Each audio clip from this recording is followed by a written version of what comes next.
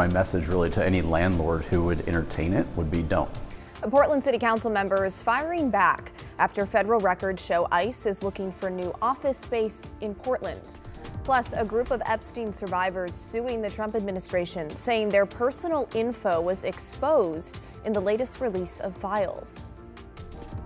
But he went everywhere and found something to celebrate wherever he was. And later, we take a look back on a KGW employee and outdoor reporting legend, Grant McComey, celebrating the man that loved nothing more than sharing the wonders of the Pacific Northwest.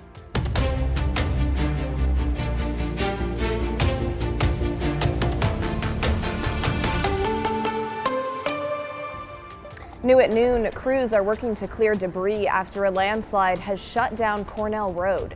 It happened around 8 o'clock this morning. PBOT says this is in the West Hills between the two tunnels and east of the entrance to the Bird Alliance facility. Crews are asking drivers to avoid the area due to downed trees and power lines. It's unknown when the road will reopen. And good afternoon. Thank you for joining us. I'm Blair Best. Meantime, crews say work to repair the landslide on Southwest Fairmont Boulevard is expected to last through the summer. That slide shut down a section of the street between Markham Hill Road and Mount Adams Drive earlier this month due to heavy rains there. PBOT says the road is only open to local traffic only, as well as pedestrians and bikes. Also new at noon, the Portland Fire will select first in the WNBA expansion draft and the 7th in the WNBA draft. Now that decision was made by a coin toss between the Fire and the Toronto Tempo. The expansion draft will consist of 2 rounds, with the Portland and Toronto having the ability to select from a designated pool of available players that's been determined by each of the current 13 teams. The annual draft set for Monday, April 13th. In the college draft, the Fire and the Tempo will alternate between the 6th and 7th picks for each round. And we're taking a live look at the U.S. Capitol now, where the House of Representatives just shot down a Senate-passed DHS funding bill.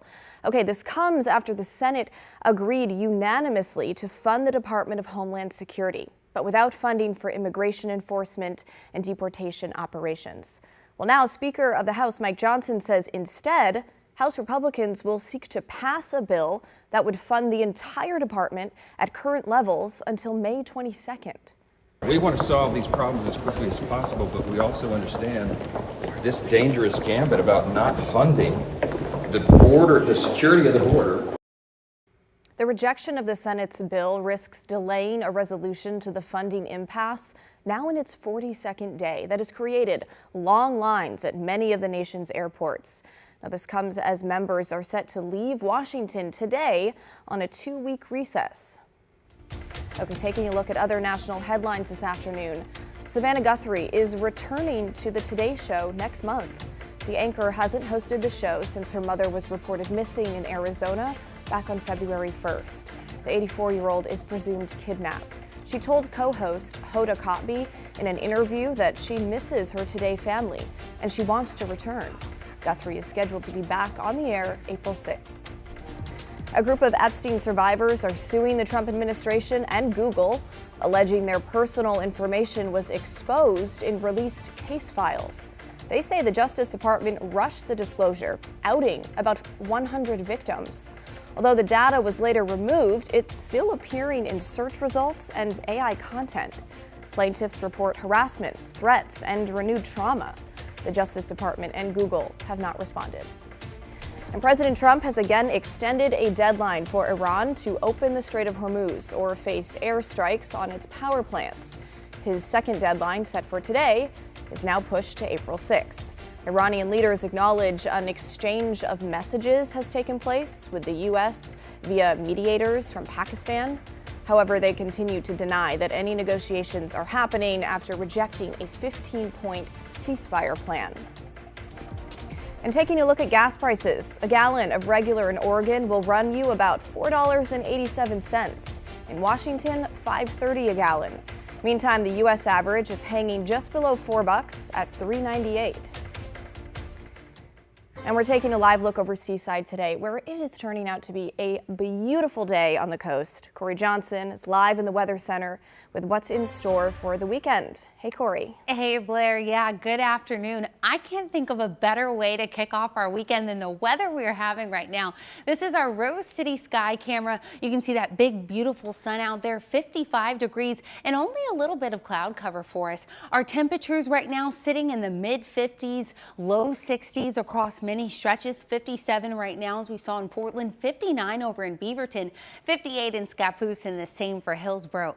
Now, our Chehalem tasting room camera in Sherwood, I had to show you this beautiful view out in wine country, also sitting in the mid 50s. Now, throughout the rest of the day, notice we won't have much in the way of cloud cover across the valley and near the coast until around dinner time, and then it does start to pop up for us a little bit in southwest Washington and near the northern Oregon coast.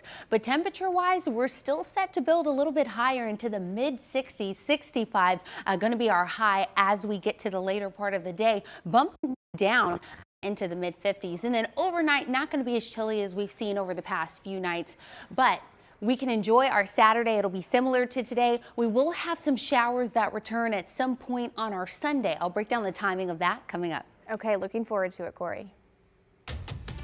In Washington, a man was hit and killed by a car while trying to cross State Route 500 that's near the Vancouver Mall last night.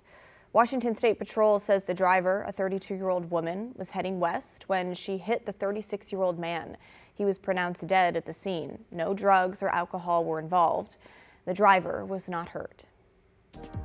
Okay, records show the federal government is looking to lease new office space for ICE employees in dozens of cities, including 2 in Oregon. The space would be leased for 1 year to provide, quote, flexible workspace for ICE personnel, including desks, Wi-Fi, and printing. A DHS spokesperson tells KGW they've increased their workforce by 120% with an additional 12,000 officers on the ground. ICE will not confirm the office locations due to an increase in violent threats against them, they say. But some Portland City councilors I talked with yesterday and community members warn against ICE expanding in the city. I don't think Portland has any interest in anybody renting more space to ICE. It's a rotten organization to its core. My message really to any landlord who would entertain it would be don't. As a community, we have to figure out how we're going to fight back against this, and to me that also means that we need to put pressure on our local and state politicians to stand against this. Okay, landlords interested in renting space to ICE have until 9 a.m. on March 31st to submit their applications to the federal government. And Governor Tina Kotek says there is no new or compelling public safety need for more ICE agents in Oregon. All right, looking ahead to tomorrow, another No Kings rally is expected to draw thousands of people to downtown Portland and other cities across the Pacific Northwest and across the country. This is video from the last No Kings protest in October, when about 40,000 people gathered downtown, marching 2 miles through the city. Organizers say the rallies are a way to push back against the Trump administration, including the war in Iran, immigration enforcement, and funding cuts for programs like housing and food. Smaller events are also planned for Vancouver, Beaverton, Hillsborough, and other communities across our area. For a full list of those locations, just head to our website, kgw.com. Multnomah County health officials have identified a second case of measles tied to exposure at a Gresham Winco. They say a partially vaccinated person was infected after they were exposed at the store on Saturday, March 7th. Okay, at this point, the health department believes there is little risk to the public, but officials still want anyone who may have been at the store that day between 2 and 5 p.m. to contact their doctor if they believe they were exposed.